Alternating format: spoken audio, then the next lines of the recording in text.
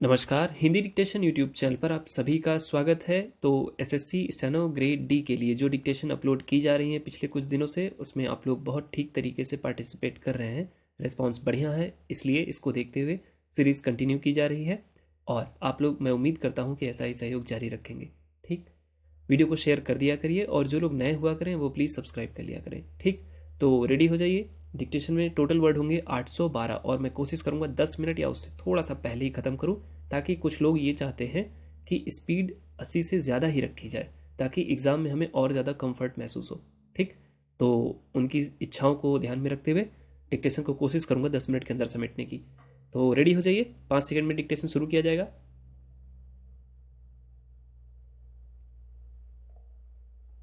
प्रधानमंत्री ने आज घोषणा की कि किसी राष्ट्र को इस बात की अनुमति नहीं दी जाएगी कि वह हमारे राष्ट्रीय विचार या हमारी जीवन पद्धति पर प्रभावी हो।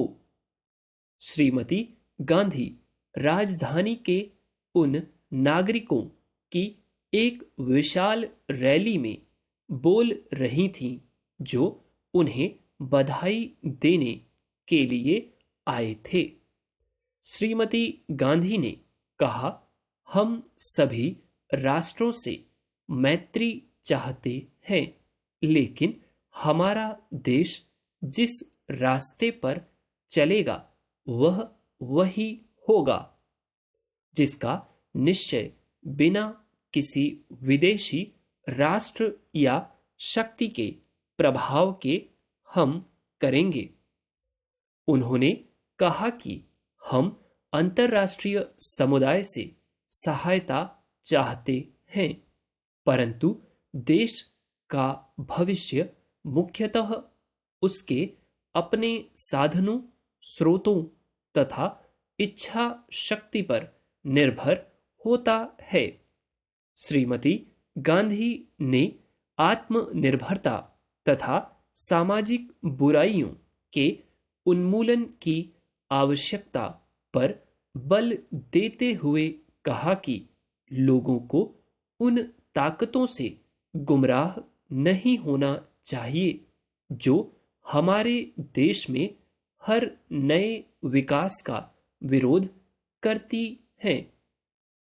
उन्होंने कहा कि अब जो राष्ट्रीय अनुशासन कायम किया गया है उसमें शिथिलता नहीं आनी चाहिए और वह जनता के दैनिक जीवन का अंग बन जाना चाहिए। उन्होंने इस बात को पुनः दोहराया कि राष्ट्रीय एकता, अखंडता, अनुशासन और सहयोग से ही देश आत्मनिर्भर हो सकता है और उत्पादन बढ़ सकता है। उन्होंने कहा कि समाजवादी समाज के राष्ट्र का निर्माण कार्य जिसमें हर अमीर गरीब, हर जाति के, हर धर्म के व्यक्ति को समान अवसर उपलब्ध हो, केवल रातों रात पूरा नहीं हो सकता। इस लक्ष्य को पूरा करने के लिए देश के हर नागरिक को जुट जाना चाहिए। यदि कुछ लोग या एक धर्म के लोग या कोई राज्य अपनी मांगों से कुछ प्राप्त कर ले तो उससे लक्ष्य पूरा नहीं हो सकता। यह तभी हो सकता है जब सारे राष्ट्र में स्रोतों का समान वितरण हो और हर एक नागरिक राष्ट्र के प्रति अपने कर्तव्य का पालन करे। आपात स्थिति के कारण की चर्चा करते हुए श्रीमती गांधी ने कहा कि कुछ लोगों ने, जिन्हें जनता का समर्थन प्राप्त नहीं था, बल्कि कुछ छात्रों, कुछ शहरी लोगों और कुछ बुद्धिजीवियों और समाचार पत्रों के एक वर्ग का समर्थन लेकर जनता के अभाव, महंगाई और बेरोजगारी से फैले असंतोष का लाभ उठाते हुए लोकतंत्रीय व्यवस्था को नष्ट करने का प्रयत्न कर रहे थे। उन्होंने गुजरात में निर्वाचित प्रतिनिधियों को त्यागपत्र देने पर विवश किया। फिर लोकसभा की कार्यवाही को भी ठप करने की कोशिश की। एक विवश नेता ने कहा था कि हम प्रधानमंत्री के निवास स्थान का घेराव करेंगे। सभापति महोदय, मैंने जनसंघ के नेता द्वारा प्रस्तुत अविश्वास के प्रस्ताव को बहुत ध्यान से सुना। उनका भाषण सुनने के बाद मुझे ऐसा प्रतीत हुआ कि उन्होंने अविश्वास के प्रस्ताव की महत्ता की ओर, उसकी आवश्यकता को ठीक प्रकार से नहीं समझा। उन्होंने स्वयं इस बात को स्वीकार किया कि इस केंद्रीय सरकार की नीतियों के घोषित होने से पहले उन्होंने इस अविश्वास के प्रस्ताव की सूचना आपके कार्यालय को भेज दी थी। अविश्वास का प्रस्ताव किसी भी सरकार के विरुद्ध इस बात को ध्यान में रखकर लाया जाता है कि उस सरकार की नीतियां असफल हो गई हैं। इस बात को ध्यान में रखते हुए कि चाहे कुछ राज्यों में विभिन्न विरोधी दलों को वहां का कार्य चलाने की जिम्मेदारी सौंपी गई है, हमारे देश की जनता ने देश का कार्य चलाने के लिए भारत का शासन कांग्रेस सरकार के ही हाथों में सौंपा है। हमारे देश की जनता का विश्वास था कि कांग्रेस ही एक ऐसा दल है जिसके ऊपर विश्वास प्रकट किया जा सकता है और इसीलिए केंद्रीय सरकार को चलाने की जिम्मेदारी हमारे ऊपर आई है।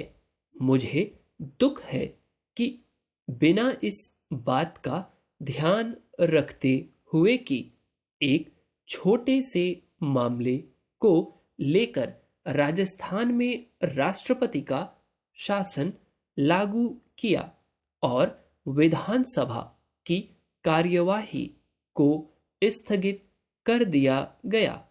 अगर इसी प्रश्न के ऊपर इस सदन को विचार करना था तो अविश्वास के प्रस्ताव के अतिरिक्त भी हमारे नियमों के अंदर व्यवस्था है जिसके अनुसार हम इस सदन के अंदर इस प्रश्न पर विचार कर सकते थे, लेकिन जनसंघ के नेता ने इस बात को ध्यान में नहीं रखा। उनका आरोप है कि केंद्रीय सरकार ने राजस्थान के अंदर जिस प्रकार से हस्तक्षेप किया है वह अनुचित है और संविधान की अवहेलना की गई है। जनतांत्रिक भावनाओं का ध्यान नहीं रखा गया है। उनका यह भी कहना है कि वहां जो निर्दलीय सदस्य चुनकर आए थे उनको राज्यपाल ने राजनीतिक अधिकारों से वंचित रखा है और कहा है कि कांग्रेस पार्टी जो वहां का सबसे बड़ा दल है केवल उसी को वहां पर सरकार बनाने का अधिकार है। एक तरफ आप यह मापदंड लगाते हैं कि राजस्थान में निर्दलीय सदस्यों की अवहेलना की गई और दूसरी तरफ आप उत्तर प्रदेश का उदाहरण प्रस्तुत करते हैं। 9 मिनट 18 सेकेंड में यह डिक्टेशन कंप्लीट हुई है और यदि आपने डिक्टेशन लिख लिया है तो आप यह मानकर चलिए कि आप बहुत अच्छी पोजीशन पर हैं। ठीक, ग्रेड डी के लिए आप अपनी स्पीड और बढ़ाइए, थोड़ा और डिफ़िकल्ट मैटर लिखिए।